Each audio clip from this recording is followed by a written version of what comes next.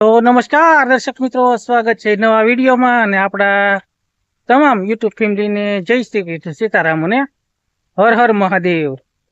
તો દર્શક મિત્રો, અત્યારે આમ જોવા જઈએ તો મોડો વ્લોગ આજે ઉતારી રહ્યા છે, કારણ કે મારા ભત્રીજાનું આમ તમે મારી પાછળ જોઈ રહ્યા છો, થ્રેસર ચાલુ છે, બાજરી કાઢવાનું કામ ચાલુ છે। તો સૌથી પહેલા તો વાત કરી દઉં તો અમારા ભત્રીજાને 4 વીઘાની બાજરી હતી।